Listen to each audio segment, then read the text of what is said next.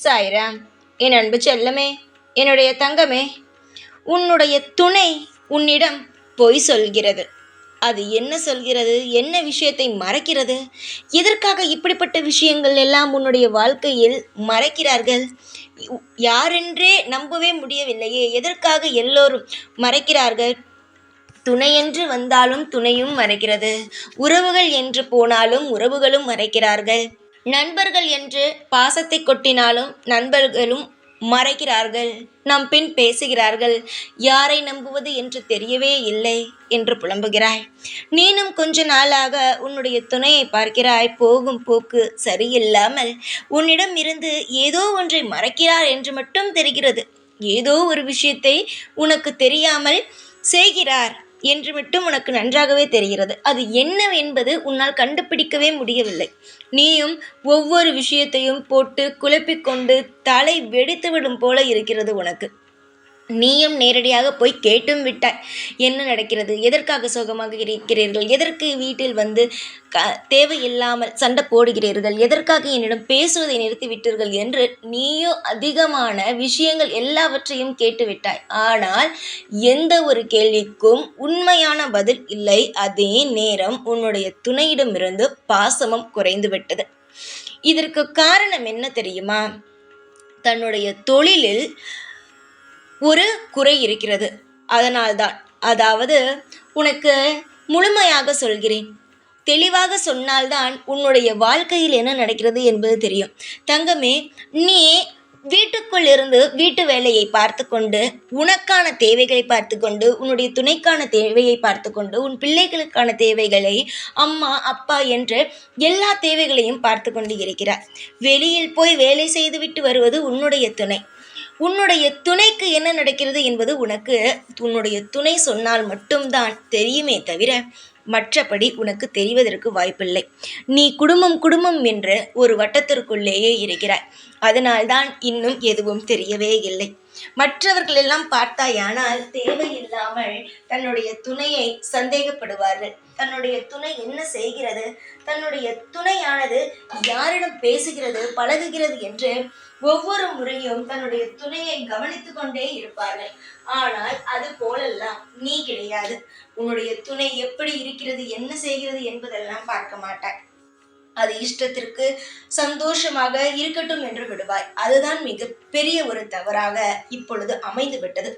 நீ இப்படி எல்லா விஷயத்திலையுமே நீ அமைதியாக, என்னுடைய துணைதானே எல்லாம் சரியாகத்தான் செய்யும், என்னுடைய துணைதானே எல்லாம் நல்லதுதான் செய்யும் என்று விட்டதுதான் இப்பொழுது உன்னுடைய துணை மறைப்பதற்கான முக்கியமான ஒரு காரணமாகவே அமைந்து விட்டது. தங்க பிள்ளையே, நம்பு. உன்னுடைய உறவை நீ நம்பு. ஆனால் கண்மூடித்தனமாக எந்த உறவையும் நம்பாதே. கண்மூடித்தனமாக நீ நம்பும் பொழுது, பிறகு ஏதாவது ஒரு பிரச்சனை வரும் பொழுது, உனக்கு தெரிய வரும் பொழுது உன்னுடைய மனமோ வெடித்து விடுவது போல இருக்கும். அதனால் உன்னுடைய துணையாக இருந்தாலும் சரி, உன் பிள்ளைகளாக இருந்தாலும் சரி, யாராக இருந்தாலும் சரிதான், நான் இவர்கள் என்று சொல்லவில்லை, யாராக இருந்தாலும் உனக்கு தெரிந்தவர்கள், உனக்கு சிறு வயதிலிருந்து பழகியவர்கள், இப்பொழுது வரைக்கும் இத்தனை நாட்களாக தெரிந்தவர்கள் இருந்தாலும் நீ நம்பு. ஆனால் முழுமையாக நம்பிவிடாதே. அவர்கள் ஒரு முறை கஷ்டத்தை கொடுத்து விட்டார்கள் என்றால் அதிலிருந்து வெளிவரத்திற்கு ரொம்ப நாள் ஆகும். அதை மறப்பதற்கு ரொம்ப வருஷங்கள் ஆகும். அதனால் சொல்கிறேன், தயவு செய்து நம்பு. ஆனால் முழு நம்பிக்கையை வைத்து அவர்கள் எதுவும் செய்யவே மாட்டார்கள், எந்த ஒரு தவறுமே நடக்காது என்று கண்ணை கட்டிவிட்டு நம்பிவிடாதே. கண்ணை திறந்து வை.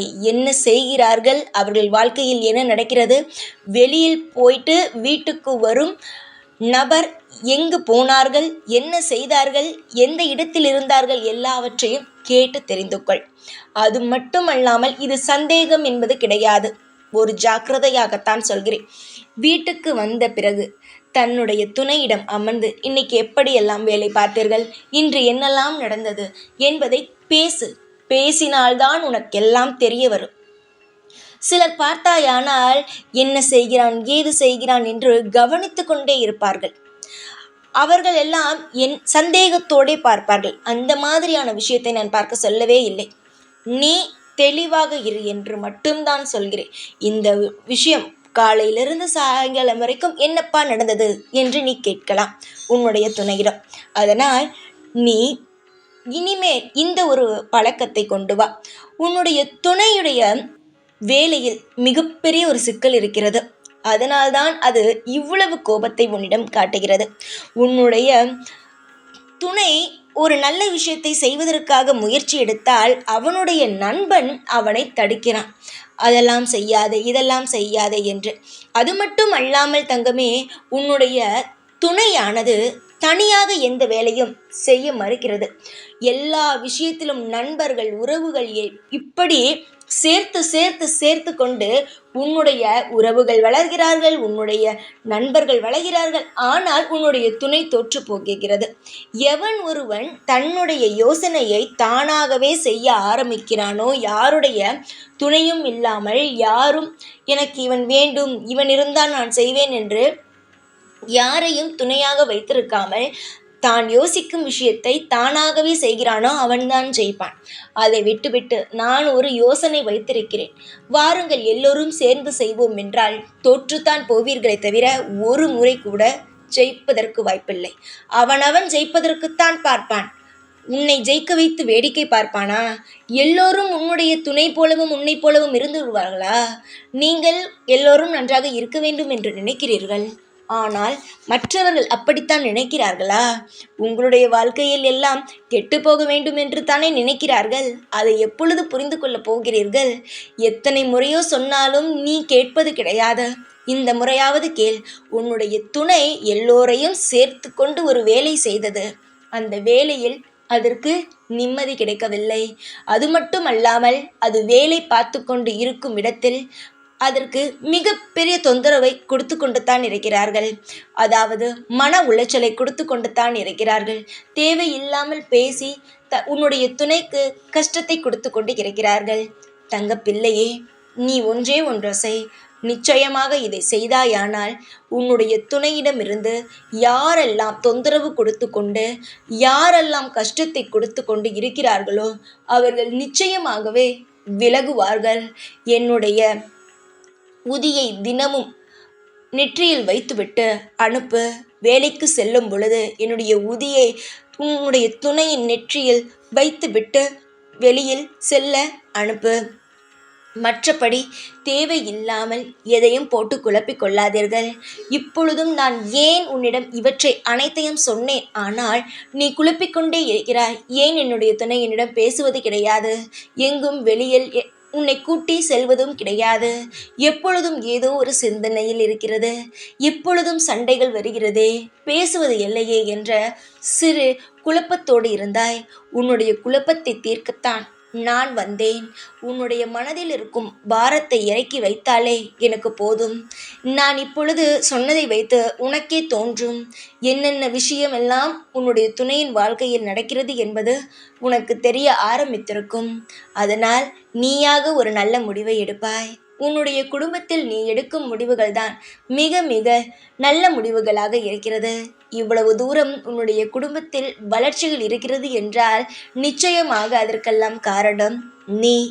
எதுவாக இருந்தாலும் அவசரப்படாமல் எடுப்பதினால் மட்டும்தான் நிச்சயமாக உன்னுடைய வாழ்க்கையில் நீ முன்னேறி இருக்கிறாய். நீ எந்த ஒரு விஷயத்திலும் அவசரப்பட மாட்டாய். ஆனால் அதற்கு அப்படியே நேராக உன்னுடைய துணை. எல்லா விஷயத்திற்கும் அவசரம், எல்லா விஷயத்திலும் கவலை, இப்படியே இருக்கிறது. தங்கப்பிள்ளையே, ஆறுதல் கூறு. உன்னுடைய துணையிடம் உட்கார்ந்து பேசு. என்ன நடக்கிறது என்பதை உன் துணையின் வாயிலிருந்து வரவை. அமைதியாக பேசு. எடுத்தவுடன் எந்த ஒரு விஷயத்திற்கும் சண்டை போடாதே. எல்லாம் பொறுமையாக நல்லது நடக்கும். எல்லாம் சாய் பார்த்து கொள்வார் என்று சொல்லு. நிச்சயமாக உன்னுடைய வாழ்க்கையில் இருக்கும் அனைத்து கோளாறுகளும் நீங்கும். உனக்கு தொந்தரவு கொடுத்து கொண்டு இருக்கும் அனைவரும் உன்னை விட்டு விலகி உன்னை சுற்றி தெய்வத்தின் சக்கரங்கள் உன்னையும் உன் குடும்பத்தையும் உன்னுடைய கணவன் அனைவரையும் சுற்றி தெய்வ சக்கரமானது சுற்றி கொண்டு உங்களுடைய வாழ்க்கையில் நல்லது நடந்து கொண்டே இருக்கும். கவலைப்படாதீர்கள். எந்நாளும் எப்பொழுதும் இந்த சாயின் ஆசீர்வாதமும் அனுக்கிரகமும் இருந்து கொண்டே இருக்கும். உன்னோடு நான் இருப்பதினால்தான் இந்த விஷயங்கள் எல்லாம் எனக்கு தெரிகிறது. உன்னோடு நான் இருக்கிறேன் என்று நம்பு. எல்லாம் நல்லதே நடக்கும். ஓம் சாய்ராம்.